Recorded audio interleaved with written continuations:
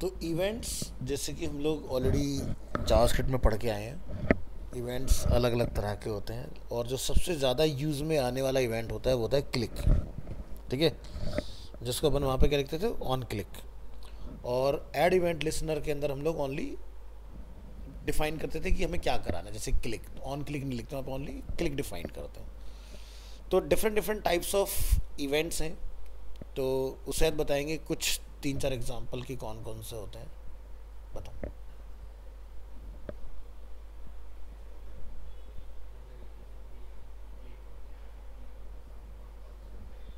जैसे क्लिक होता है, डबल क्लिक होता है, तो ऐसी कुछ एग्जांपल दो।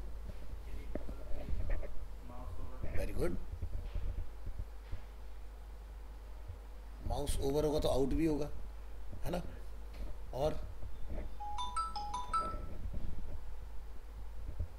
Focus, blur, on change, on select, है ना। तो इस तरह से अलग अलग तरह के इवेंट्स होते हैं। वैसे ही सेम इवेंट्स आपको यहाँ पर मिलेंगे, बस लिखने का जो तरीका है वो बदल जाएगा। तो जैसे हम लोग वहाँ लिखते थे ना ऑन क्लिक, यहाँ पर कैमल केस में आएगा। हम वहाँ लिखते थे जावास्क्रिप्ट में कुछ इस तरह से, यहाँ पर लिखेंगे कैमल केस में। ठीक है। So just like HTML DOM events, react can perform actions based on user events. अच्छा, इवेंट से एक चीज़ ध्यान में आया, तो इवेंट्स तो होते हैं वहाँ पर, लेकिन एक इंटरव्यू क्वेश्चन निकलता है, इवेंट क्या जावास्क्रिप्ट का पार्ट है या HTML एट्रीब्यूट्स होते हैं? ये आंसर मैंने तुम्हें बहुत पहले भी दिया था, तो याद करो। साहिल, अरे वाह क्या बात है, बचा लिया इसने फाइल में लाल होने से।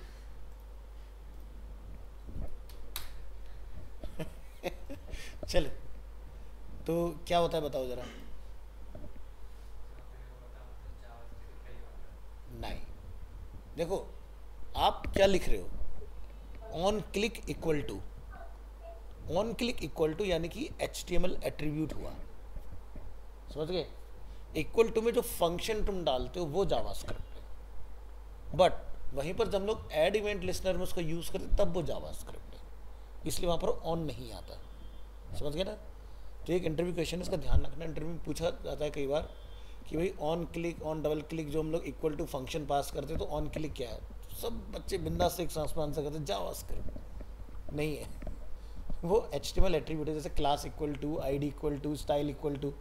अब स्टाइल इक्वल टू CSS थोड़ी ना हो गया, स्टाइल तो एट्रीब्यूट है।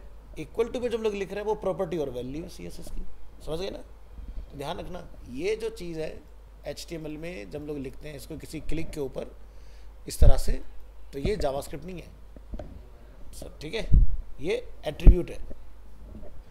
चलिए, तो ये क्लियर हो गया अपने को। कौन कर रहा है मैसेज?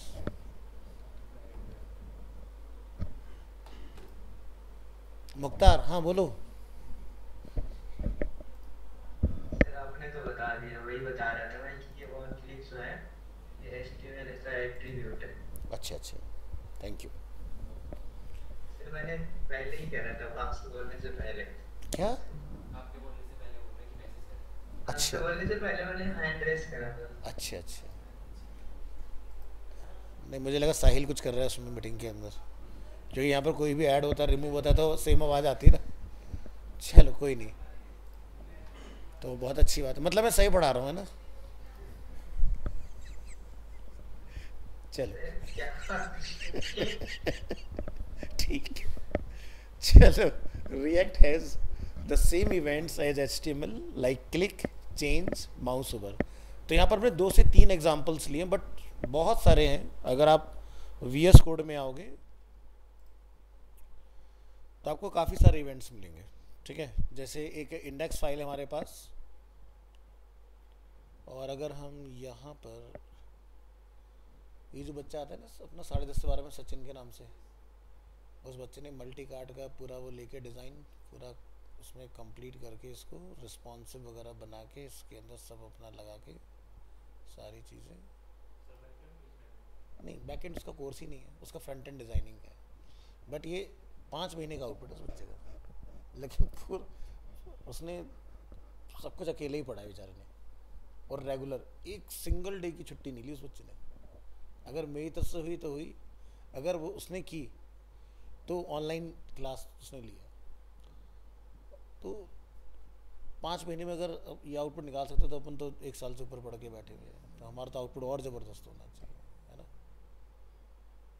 तो लेकिन इसने सीखा बहुत दिल से,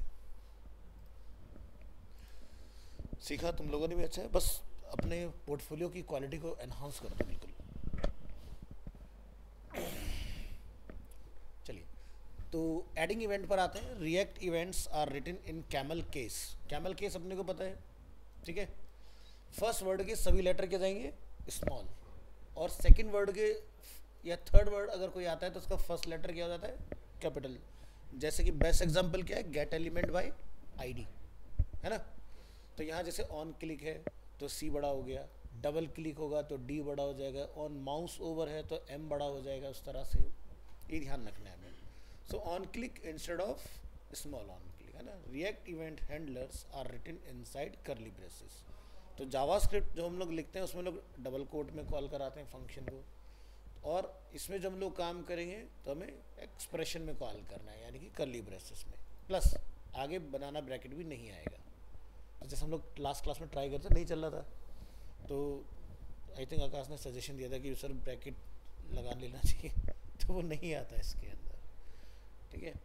तो इस तरह से रिएक्ट में आप कॉल कराएंगे तो आपका वर्क करेगा। कौन है ये? नेक्स्ट, HTML में क्या होता है कि आप फंक्शन का नेम बनाना ब्रैकेट और किस में कॉल कराते हो, इन्वर्टेड कोड के अंदर, ठीक है। तो जैसे इस एग्जांपल में हम लोग क्या देखेंगे, एक फंक्शन है हमारे पास, ठीक है, जो हमने कंपोनेंट के अंदर बनाया। कंपोनेंट क्या है, फुटबॉल। फुटबॉल के अंदर हमने शूट के नाम से एक अपना फंक्शन क्रिएट किया, ठीक है। तो इसमें आप यहाँ पर देखोगे एक अलर्ट हम लोग ट्रिगर करा रहे कि जैसे यूज़र इसको क्लिक करेगा बटन को तो ये अलर्ट हमारा क्या होगा, पॉपअप हो जाएगा। तो कॉपी करके देखें आप यहाँ से इसको, और VS कोड में, अच्छा मैं आपको इवेंट भी दिखा रहा था तो वो भी हम लोग देख लेते हैं साथ में कि कितनी तरह के आपके होते हैं। तो जैसे आप लिखेंगे ना ऑन, तो देख रहे हो काफ़ी अच्छी खासी बड़ी लिस्ट है इसके अंदर, जो आपकी सारे के सारे क्या हैं, इवेंट्स हैं अलग अलग, ठीक है। HTML एट्रीब्यूट के इक्वल टू आप उनको चला सकते हो।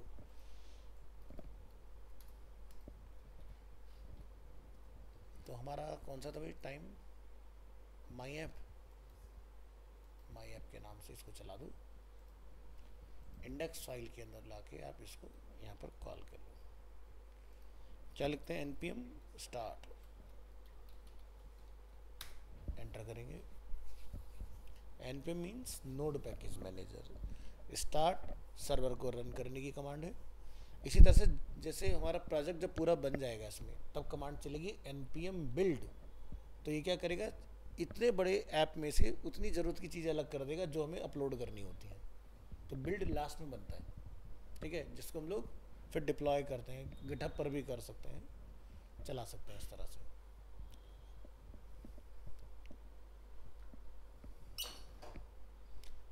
तो ध्यान रखना लास्ट में, हो सकता है मैं भूल जाऊँ तो डिप्लॉयमेंट पूछ लेना इसका भी। जैसे PHP का मैंने आपको करके दिखाया हुआ है, वर्डप्रेस का भी मैंने आपको करके दिखाया, स्टैटिक का भी मैंने आपको करके दिखाया हुआ अभी हाल फिलहाल में। तो ऐसे इसका भी जब खत्म होगा तो पूछ लेना कि लाइव कैसे करना है।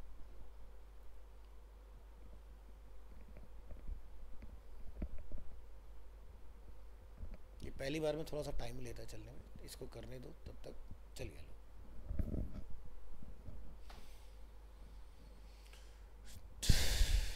तो अभी हमारा सेव नहीं हुआ है फाइल, ऊपर आप देख सकते हो। जैसे हम लोग इसको Ctrl+S करेंगे रिकम्पाइल होगा।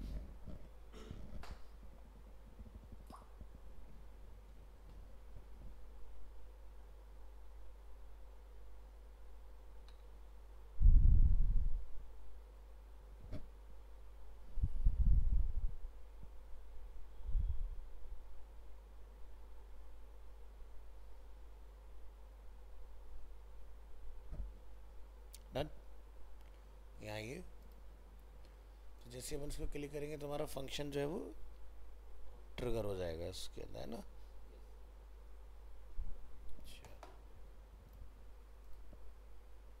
वापस आते हैं इधर। अब इसमें अगर हम कोई आर्ग्यूमेंट पास करना चाहते हैं जिसको हम लोग वहाँ पर क्या बोलते हैं, पैरामीटर, ठीक है, ए कॉमा बी, तो आर्ग्यूमेंट कैसे पास करेंगे, वैसे मैंने आपको नॉर्मल जावास्क्रिप्ट में एरो फंक्शन अंदर करके भी दिखाया था, तो आपने यहाँ लिखना है इसके अंदर। तो यहाँ पर आप देखो, to pass an argument to an event handler use an arrow function. तो ये हमने ध्यान रखना, फंक्शन के अंदर दूसरा फंक्शन अवॉइड करना, ठीक है, रिजल्ट आपको अप्रोप्रिएट नहीं मिलेगा। तो आपने फंक्शन के अंदर एरो फंक्शन का यूज़ करना है, ठीक है।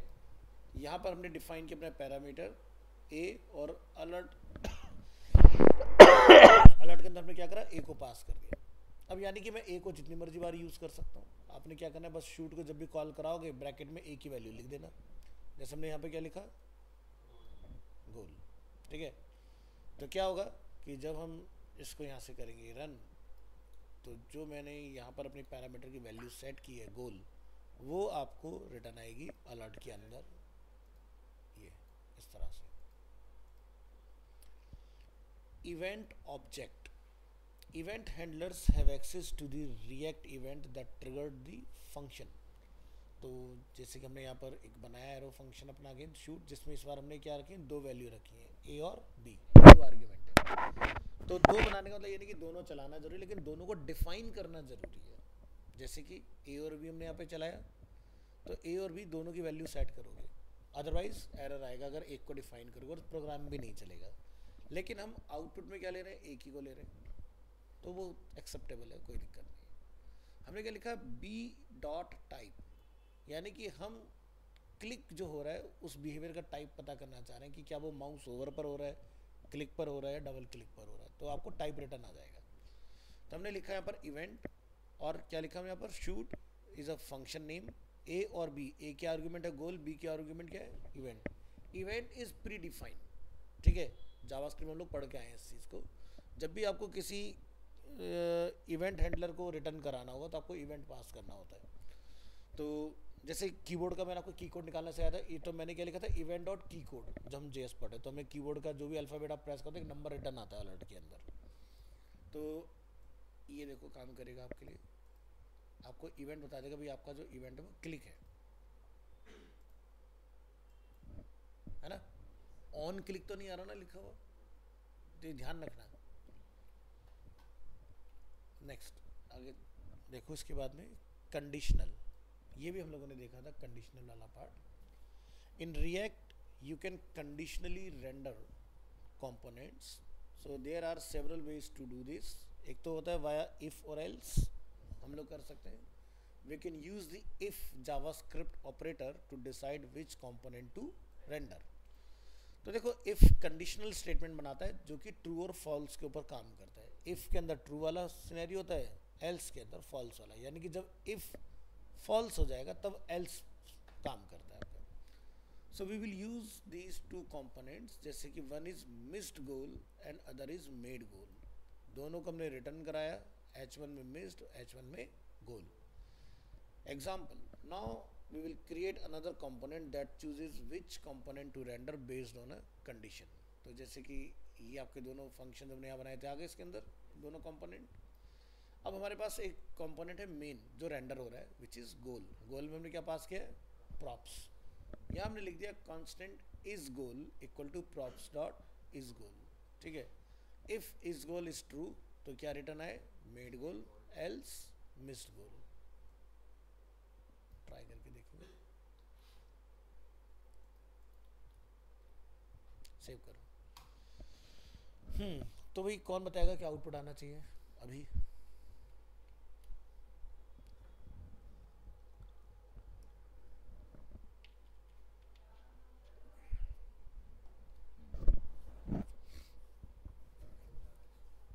गोल आना चाहिए,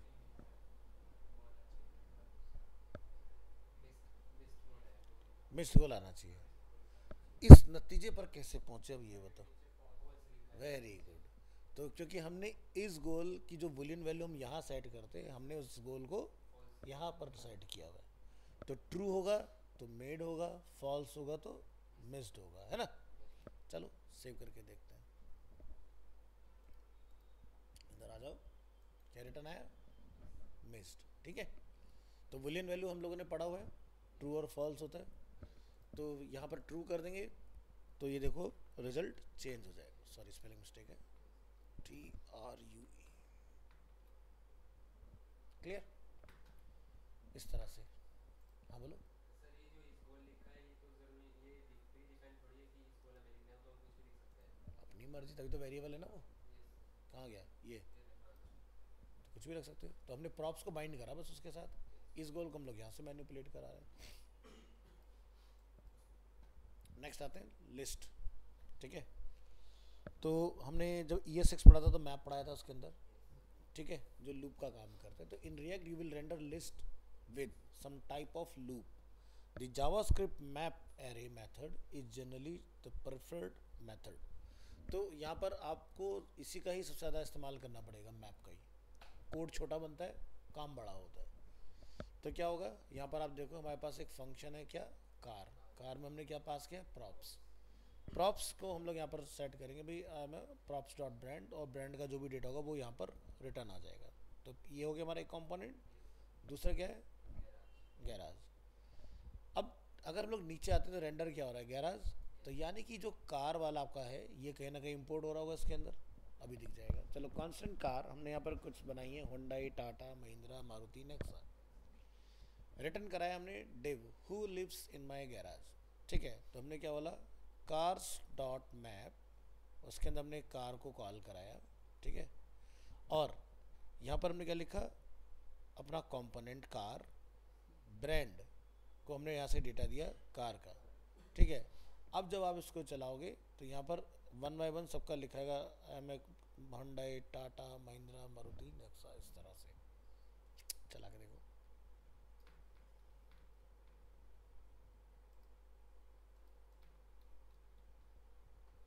ठीक है, कोई एरर वगैरह कुछ नहीं है। चलो यहाँ पर आके देखो सारा डेटा आ गया। लेकिन इसमें एक प्रॉब्लम है, जब आप F12 करोगे और कंसोल करोगे तो क्या लिखा रहा है, each child is a list in a list should have a unique की प्रॉप्स। ये कमी है इसके अंदर। तो जब भी आप डेटा को लूप करते हो तो आपको एक आईडी यूनिक बनानी पड़ेगी, ठीक है। अगर कंसोल में आके नहीं झांकोगे आपको कुछ पता नहीं चलेगा, सब एकदम बढ़िया मस्त चल रहा है। तो इसी चीज़ का आंसर आप यहाँ देखोगे, क्या, keys allow React to keep track of elements. This way if an item is updated और removed only that item will be re render instead of the entire list. इससे क्या होगा, मेरी एप्लीकेशन की जो परफॉर्मेंस है वो बेहतर होगी। अगर आपने की नहीं डिफाइन किया, आउटपुट तो आ जाएगा, अगर सिंपल दिखा रहे हो ठीक है, लेकिन कल को अपडेट या डिलीट करोगे पूरा लोड होगा। अभी तो 4-5 डेटा हो सकता है, कल को 4000 डेटा उस लिस्ट के अंदर, तब क्या करोगे, आपका ऐप स्लो पड़ जाएगा उस केस में। इसलिए की होना ज़रूरी होता है। So keys need to be unique to each sibling but they can be duplicated globally. So generally the key should be a unique ID assigned to each item.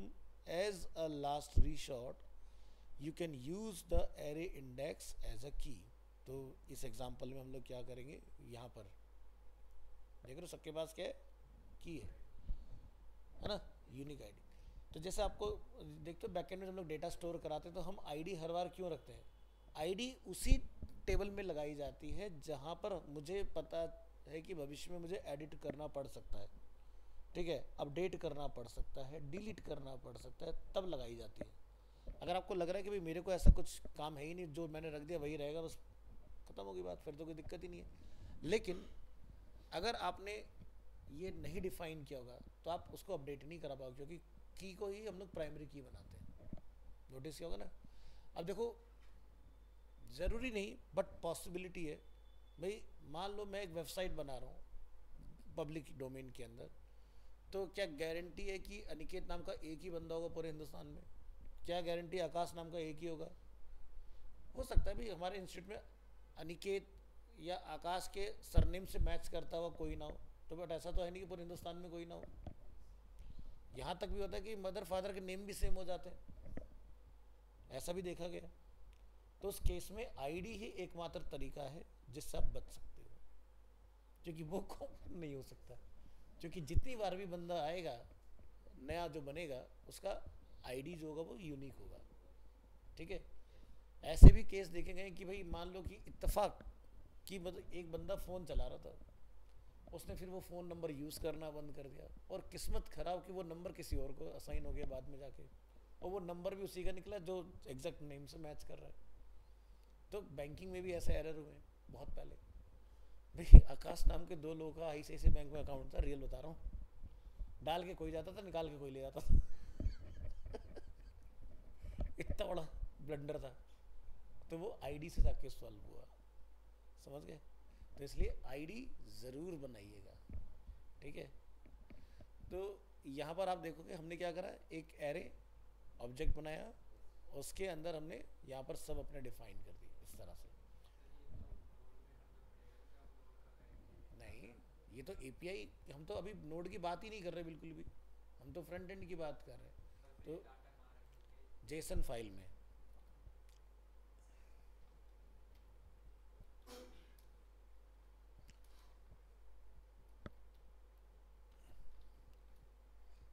आगे चल के ना मैं आपको अपना खुद का कस्टम जेसन सर्वर बनाना सिखाऊंगा। तुम्हारे कोर्स का पार्ट तो नहीं होता बट सिखा दूंगा। उससे क्या होगा, बिना बैकएंड के आप अपना खुद का जेसन सर्वर पे सारे काम कर पाओगे। अब जैसे मान लो कि सॉरी बैकएंड में नहीं जाते, फ्रंट एंड भी देख लेते हैं। अब जैसे मान लो कि आप एक फ्रंट एंड डेवलपर हो, ठीक है। आकाश जो बैकएंड का बंदा है, उसने तुम्हें क्या करा, बैकएंड से एक API बना के दे दिया। तो क्या होगा कि यहाँ पर जैसे ये प्रोडक्ट जो हम लोग यहाँ देख रहे हैं ना, या मैं शॉप के पेज पर आता हूँ, कलेक्शन, जैसे ये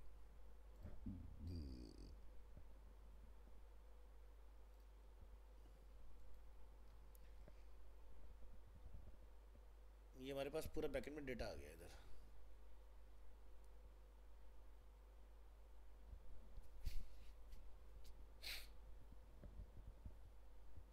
ये देखो,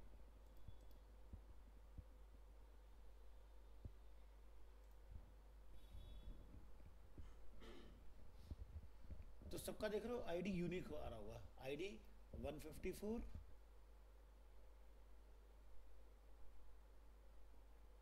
927 13 919 927। तो ये 927 क्या उसी का पार्ट होगा, अगर कहीं पर वो रिपीट हो रहा होगा तो देख रहे हो गैलरी के अंदर 927 और 927 आएगी, 930 पर 930 की इमेज आपको दिखाई देगी इस तरह से। तो ये एक एक ऑब्जेक्ट है अपना पे थोड़े, जैसे ID 28। तो सारे के सारे आपके जितना भी रिएक्ट में काम होता है वो जेसन फाइल से ही होता है। जैसे एक और एग्जांपल, fixstore.api,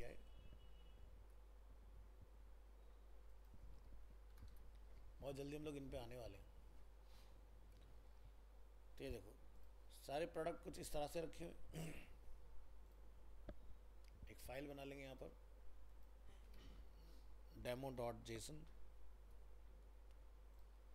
तो देखोगे यहाँ पर इस तरह से डेटा है ना, ये इसी डेटा से पूरी वेबसाइट हम लोग बना पाएंगे, तो समझ में आ जाएगा आपको। तो वही डेमोस्ट्रेशन हम यहाँ पर देने की कोशिश कर रहे हैं आपको, कि जब भी आप कोई अपना डेटा लूपिंग वाला खासकर यूज़ कर रहे हो, तो आपने मेक श्योर करना है कि उसकी आईडी जो है वो यूनिक हो।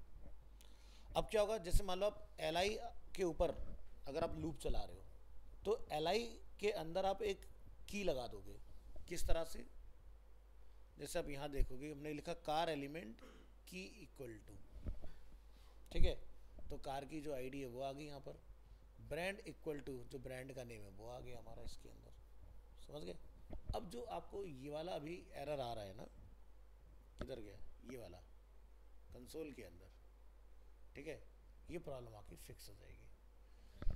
तो समझ लेते हैं एक बार। तो पहले हमने डेटा कैसे रखा था, सिंपल इंडेक्स एरे के फॉर्म में, इससे निकाल के डेटा को इस तरीके से लेके आओ, ठीक है। तो हमने यहाँ पर इंडेक्स एरे में एक अपनी की डिफाइन कर दी, और ये हमने अपने ऑब्जेक्ट बना लिए। इसके अंदर 1 2 3 4 5 ऑब्जेक्ट है हमारे पास।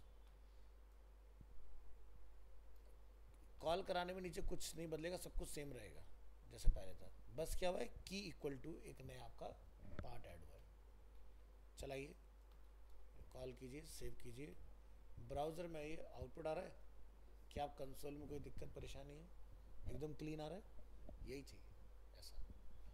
तो इसलिए इसका ध्यान रखना है की, जिसको हम लोग प्राइमरी की बनाते हैं वहाँ पर जब बैकएंड के अंदर डेटाबेस बन रहा होता है।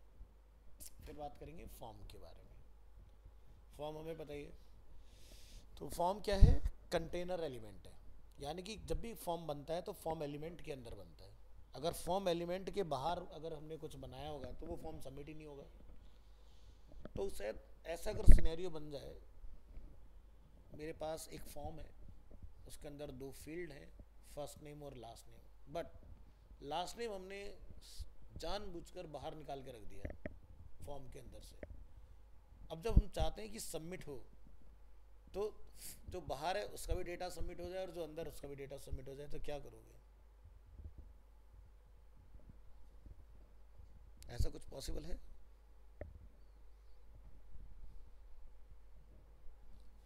तुम बताओ। रिएक्ट में नहीं, मैं बाहर ही पूछ रहा हूँ, जो हम पढ़ के आए उतने में। नहीं नहीं, सवाल तो यही है ना। हमने एक फॉर्म बनाया, फर्स्ट नेम लास्ट नेम और सबमिट का बटन है, लेकिन हमने लास्ट नेम को फॉर्म से बाहर निकाल दिया। अब डेटा तो सबमिट होगा नहीं, लेकिन मुझे डेटा सबमिट करवाना है बाहर रहने के बावजूद भी, तो क्या करोगे?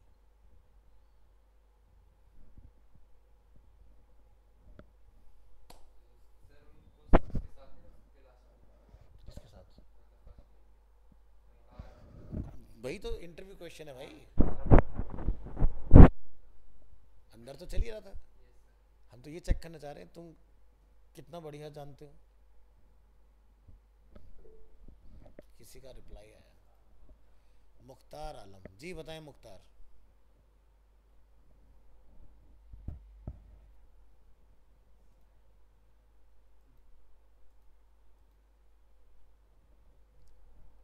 Mukhtar your turn, please reply करें।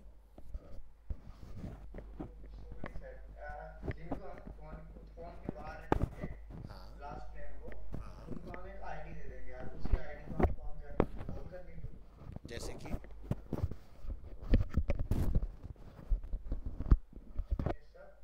जैसे कि एग्जांपल थोड़ा सा और क्लियर करो। एग्जांपल सर कि जैसे लास्ट नेम को हमें कोई आईडी दे दिया, मान लो आईडी 53 या फिर कोई कैरेक्टर रख लिया उसकी आईडी। अच्छा, हाँ, और कोई स्पेशल यूनिक आईडी दे दिया और उनको जाके हम फॉर्म के अंदर कॉल कर लिए, तो ऐसा पॉसिबल हो सकता है? साहिल ने बताया है सही जवाब, फॉर्म का नेम सेम देना है। ठीक है साहिल, थोड़ा माइक अनम्यूट करके इसके ऊपर प्रकाश डालो। कैसे? फॉर्म में तो रखना ही नहीं है, यही तो। आपको क्या करना पड़ेगा, फॉर्म टैग के अंदर लिखना पड़ेगा उसका आईडी इक्वल टू, ठीक है, जो भी आप रखोगे, और फिर वही सेम चीज़ आप नीचे पास कर दोगे। समझ गए? तो क्या होगा, फॉर्म के बाहर रहकर भी जो फील्ड है वो उस फॉर्म का हिस्सा बन जाएगा। समझ गए ना? और ये तुम्हें पढ़ाया हुआ है मैंने, जब फॉर्म एट्रीब्यूट पढ़ाया था ना, form action, form validate, form no validate, तब पढ़ाया था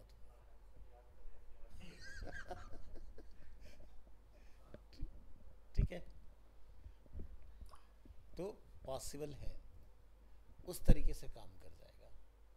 तो क्या होता है ना, जैसे मैंने आपको उसमें एक सिनेरियो भी बना के दिखाया था कि जैसे बहुत सारे फॉर्म ऐसे होते हैं, साइन अप साइन इन की screen, sign in as a user और sign in as a admin.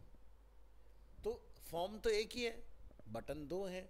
अब अगर हम लोगों ने सिंपल फॉर्म पढ़ रखा है तो एक्शन तो एक ही भेज सकते हैं, लेकिन वहाँ तो 2 अलग एक्शन आ रहे हैं, तो फॉर्म एक ही दिख रहा है, तो कैसे पॉसिबल है?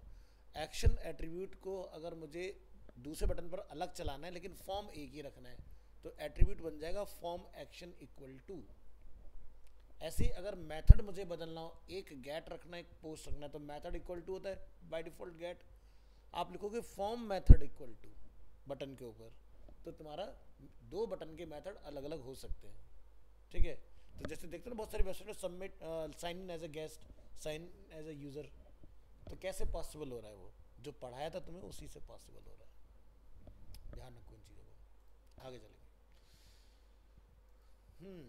तो ये वाला पार्ट हम लोगों ने देख लिया।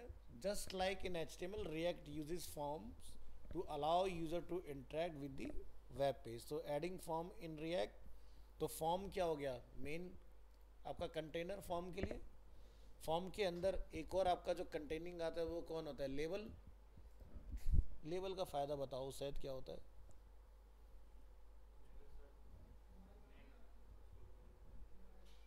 लेबल, अच्छा तुम बताओ। लेवल का ये होता है जैसे कि हम उस पर भी क्लिक करेंगे तो हम इनपुट पे भी सीधा पहुंच सकते हैं। ऐसा कुछ होता है क्या?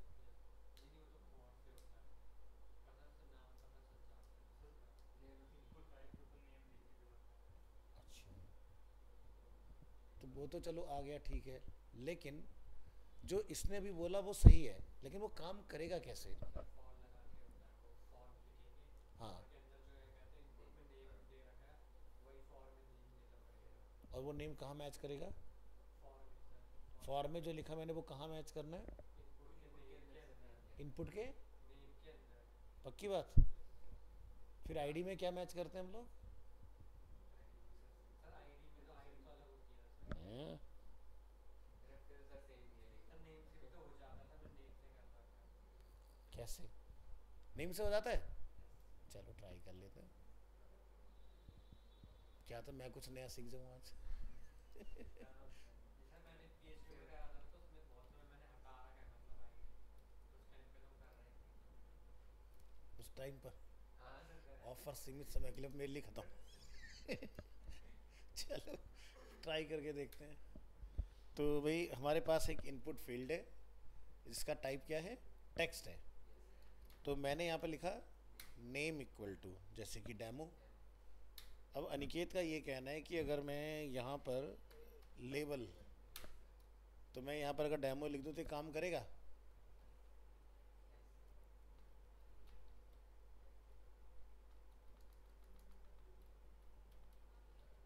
मैंने ऐसा कोई ट्राई नहीं किया, क्या था।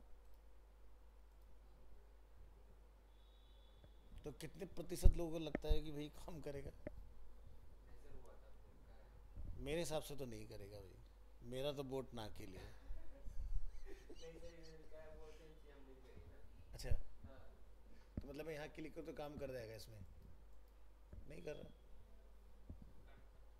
नहीं, क्योंकि सर हमारा भी सेम था, जब दिखाया था ना इनको तो हमने हटाया था, जब पूरा कुछ है नहीं अब यहाँ देखो, मैं इसको कर देता हूँ ID इक्वल टू। अब देखना मैं क्लिक करूँगा कर्सर अपना आप वहाँ जाएगा। तो तुमने गलत ट्राई किया है, तुक्का नहीं है, चलता ही नहीं है, ऐसा पॉसिबल ही नहीं है। वो बना ही उसी चीज़ के लिए। फॉर और ID दोनों अगर मैच होंगे तभी आप लेवल पर क्लिक करा के कर्सर यहाँ ला सकते हो, अदरवाइज और कोई तरीका ही नहीं है। या तो फिर कस्टम जावास्क्रिप्ट से बनाओ एक फोकस एरिया, तब पॉसिबल है। समझ गए? तो तुमने एक बार दोबारा से अपना कोड चेक करना। क्या तुम्हारी फाइल PHP थी? डॉट PHP कर देते हैं इसको। करा था सर, इसलिए PHP में होता है। कोई नहीं, ये भी ट्राई करके देख लेते हैं क्या होता है, PHP में काम करता हो भाई।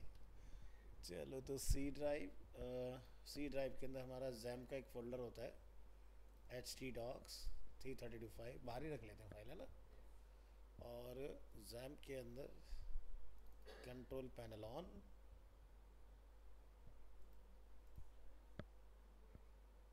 क्योंकि अगर तुम इतना कॉन्फिडेंस के साथ बोल रहे हो तो इंटरव्यू में, आईडी हटा दी, आईडी का कुछ PHP में काम नहीं था उस टाइम पे। इंटरव्यू में तुम काम खराब करवाओगे यार। लोकल होस्ट 332 demo.php, और उस फाइल को हमें सही भी करना पड़ेगा क्योंकि हमने यहाँ पर क्या डाल रखा है, ID। तो ID तो देखो चल रहा होगा अभी, ठीक है। अब इस फाइल को रीनेम कर लेते हैं ज़रा।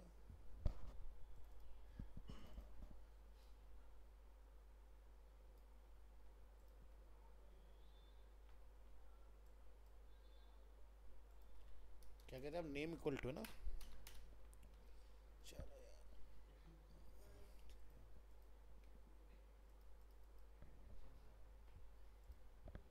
सॉरी। वो फिर इस वजह से तो नहीं कि हमने नेम रखा आईडी हटा दी, इससे कोई फर्क पड़ेगा कि अगर हमने आईडी रखी, मतलब आईडी हटा दी, नेम रखा हुआ है? तो हमने भी तो वही किया, सिनेरियो सेम ही है जो तुमने बोला, बट काम नहीं कर रहा।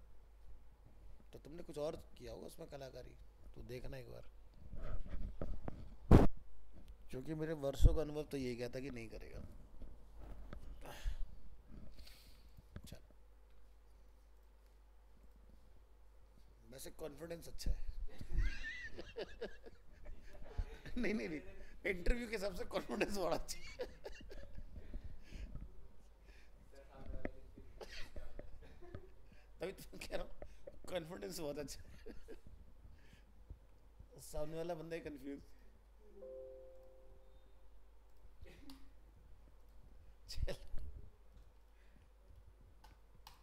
बढ़िया, यही चाहिए।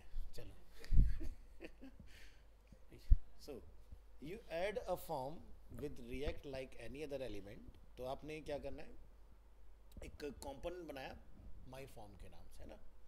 रिटर्न कराएंगे डेटा, तो जब भी हमारे पास मल्टी लाइन डेटा होता है तो रिटर्न में हम लोग बनाना ब्रैकेट का यूज़ करते हैं, है ना। फिर फॉर्म क्या अपने आप में कंटेनर है, तो अपने को किसी फ्रेगमेंट की ज़रूरत है नहीं। आपने लेवल डिफाइन किया, लेवल ऑल्सो अपने आप में कंटेनर है। और यहाँ जाके आपने अपना एक टेक्स्ट फील्ड बना दिया। तो इस फाइल को हम टेस्ट करेंगे और index.js जो हमारी फाइल है इस पर रिप्लेस कर लेंगे इसको, और लोकल होस्ट में चेक करेंगे तो हमारा फील्ड बन के आ गया। इस तरह से काम कर रहे हैं। अब यहाँ पर आपने नोटिस किया होगा हमारा काम कर रहा है बढ़िया से, ठीक है। तो ध्यान रखना, अगर ऑटोमेटिक में चलाना चाहते हो तो फॉर मत डिफाइन करना, तो डिफ़ॉल्ट क्या होगा वो अपना फील्ड पर ही जाएगा, ठीक है। तो ये कैसे पॉसिबल हो रहा है, क्योंकि मैंने इस बार लेवल के अंदर इनपुट को रैप किया हुआ है। अब मुझे फॉर बताने की ज़रूरत नहीं है। फॉर मुझे तब बताना पड़ता है जब मैं इसको ऐसे रखूं बाहर, समझ गए। लेकिन अगर ये रैप है तो अपना आप ही फील्ड पॉइंट कर लेगा। तो तुमने PHP में कुछ ऐसा किया होगा, यही होगा, ठीक है, 100%।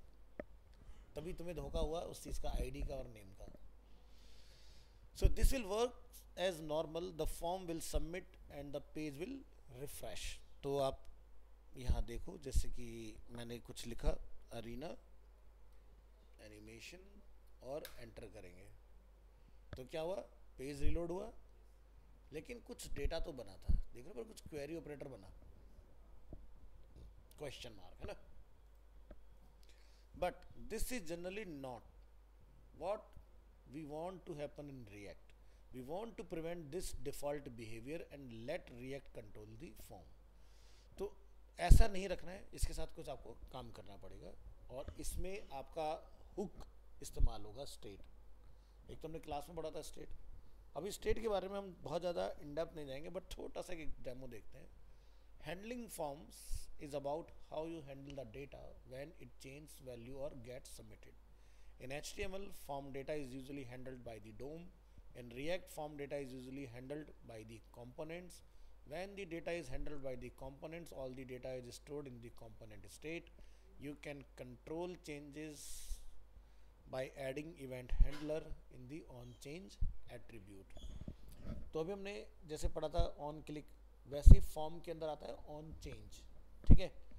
सो we can use the use state hook to keep track of each input value and provide a single source of truth for the entire application. देखो हमने फॉर्म के अंदर मेथड पढ़े थे गेट और पोस्ट। जल्दी से बताओ दोनों में क्या फ़र्क होता है।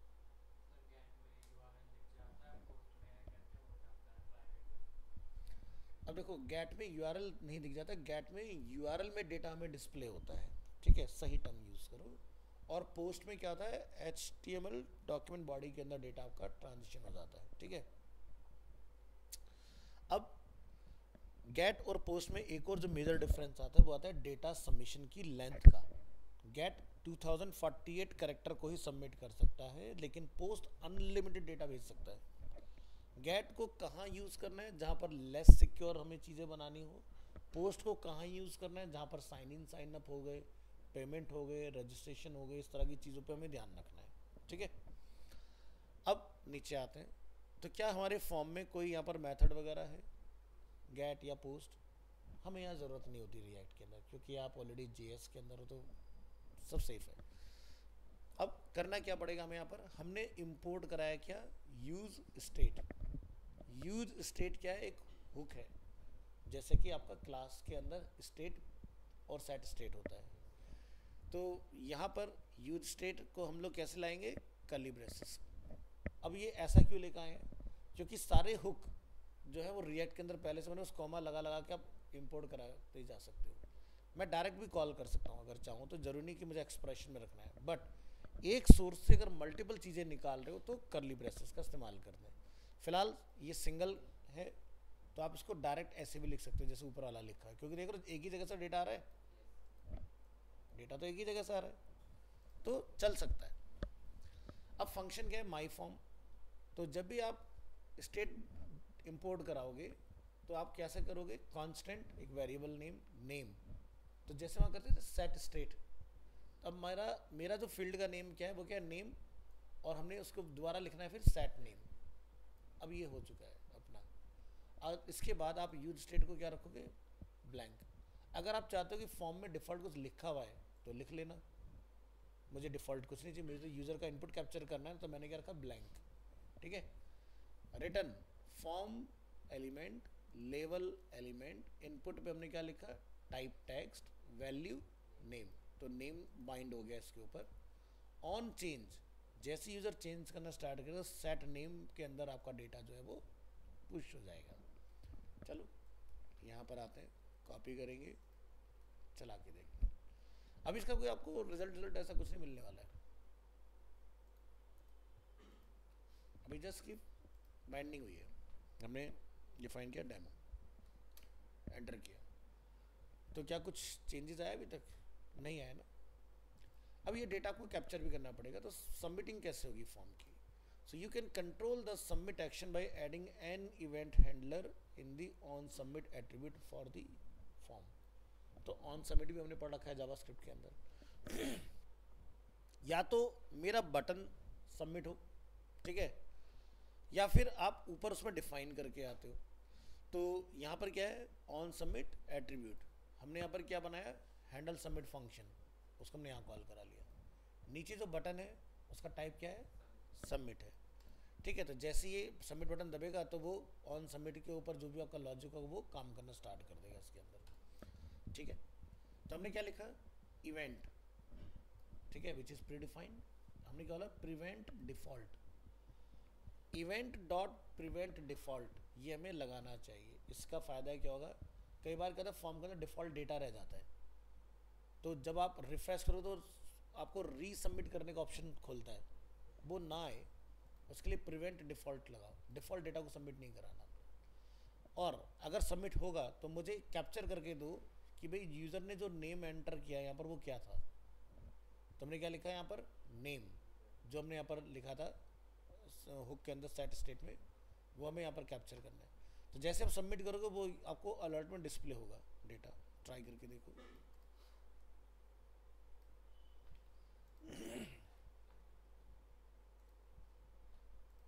यहाँ जाइए, लिख दो जैसे कि demo, click on submit, the name you entered was demo, ये डेटा हमें यहाँ पर मिलना स्टार्ट हो गया इसके अंदर। ठीक है, अब एक फील्ड तो होगा नहीं, ठीक है, हो सकता है मल्टीपल फील्ड हो, तब क्या करोगे आप, तो नेम ऐसा रख लो, देखो ये जो नेम है ये यूज़र डिफाइन है, कुछ भी हो सकता है, संता बनता रोहन मोहन सोहन, जो मर्जी मन करे डिफाइन करो।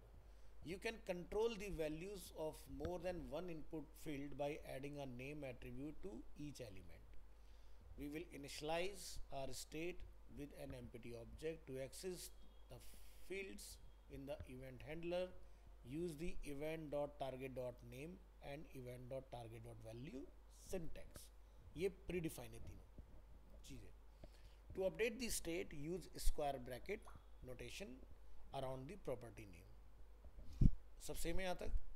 हमने बोला भी अगर मेरे पास बहुत सारे फील्ड्स हैं तो हमने रख लिया एक जनरल नेम इनपुट्स और सेट इनपुट्स। डिफ़ॉल्ट क्या रखा है, ब्लैंक। क्या बोला हमने, कांस्टेंट हैंडल चेंज पर event dot target dot name, event dot target dot value, और इन सबको हमने किस में डाल दिया, स्प्रेड ऑपरेटर में डाल दिया। ठीक है, डबल डॉट क्या होता है, स्प्रेड ऑपरेटर। सबमिट पर हमने यहाँ पर डिफाइन कर दिया इवेंट डॉट प्रिवेंट डिफॉल्ट, और अलर्ट कर दो जो भी इनपुट का डेटा हमें मिल रहा है। यहाँ आएंगे, देखो इस बार लिखने का तरीका थोड़ा सा बदला हमने। वैल्यू में क्या लिखा, इनपुट्स डॉट यूजर नेम और ब्लैंक, इनपुट्स डॉट एज, अगर है तो दिखाओ अदरवाइज ब्लैंक। चलो अब देखो इस पर कैसे काम करता है। क्लिक ऑन सबमिट करेंगे, डिफॉल्ट ब्लैंक नथिंग। यहाँ जाइए, जैसे हमने लिख दिया अरीना, हमने लिख दिया 25 साल हो चुके हैं जैसे, तो क्या रिटर्न आया आपको, ऑब्जेक्ट ऑब्जेक्ट। ठीक है, ऑब्जेक्ट ऑब्जेक्ट मुझे क्यों रिटर्न आया यहाँ पर, क्योंकि हमने यहाँ पर इसको प्रिंट कराया इस तरह से। तो यहाँ देखोगे अलर्ट, अलर्ट में अगर मैं इनपुट्स में जाके लिख दूँ डॉट डॉट, जैसे कि मुझे क्या लेना है, यूजर नेम,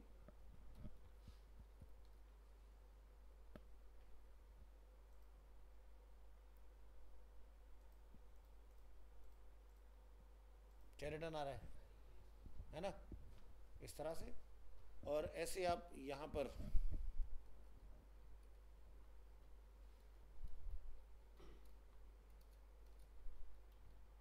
इनपुट से डेटा निकाल सकते हो। क्या था, एज,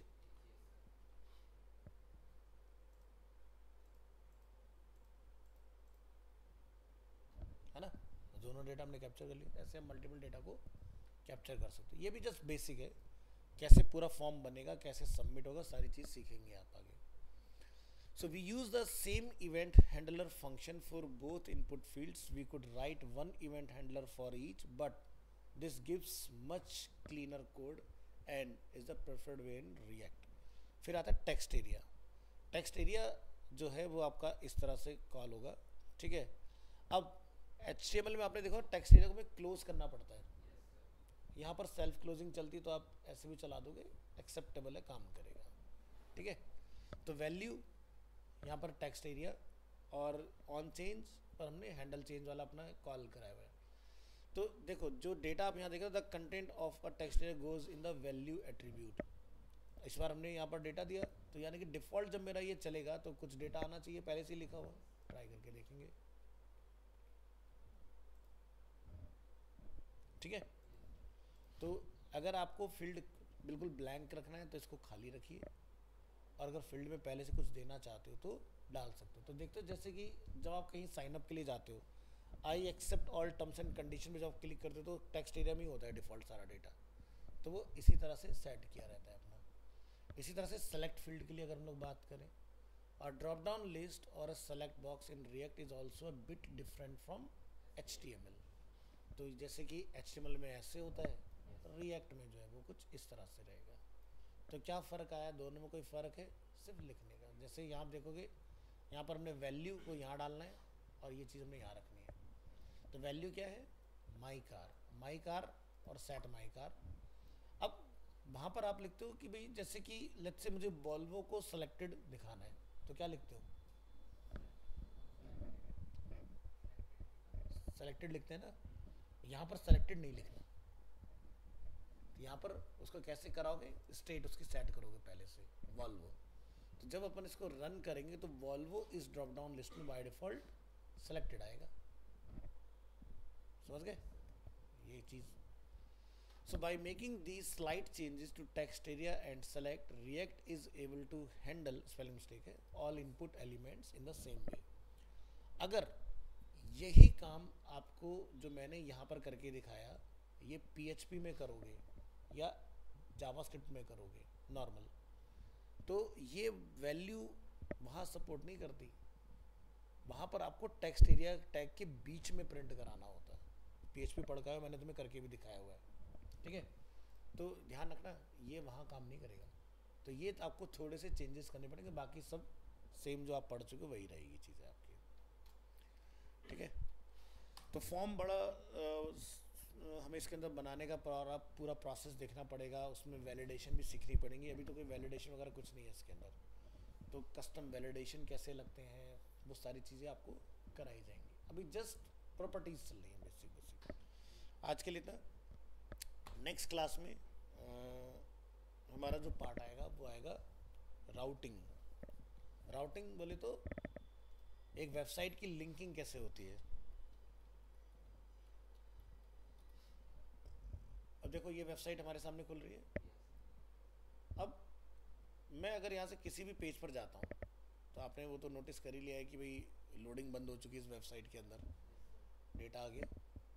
तो ये कैसे आया, ठीक है, पेज भी लोड नहीं हो रहा, कुछ नहीं हो रहा और काम भी हो रहा है। इसी चीज़ को हम लोग बोलते हैं राउटिंग। तो ये पार्ट आप सीख जाओगे तो अब आपका टास्क क्या रहेगा, जो आप प्रोजेक्ट बना रहे थे अब तक PHP में, उसको अब आप रिएक्ट में शिफ्ट करना स्टार्ट कर दोगे यहाँ से नेक्स्ट क्लास के बाद से।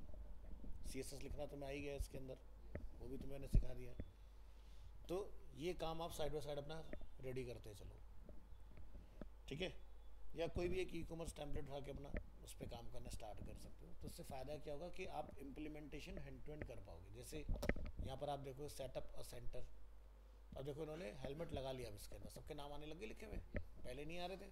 ढूंढना होगा तरीका कि भाई क्या करा जाए, तो समझ में आया कि भाई ऐसे काम बनेगा।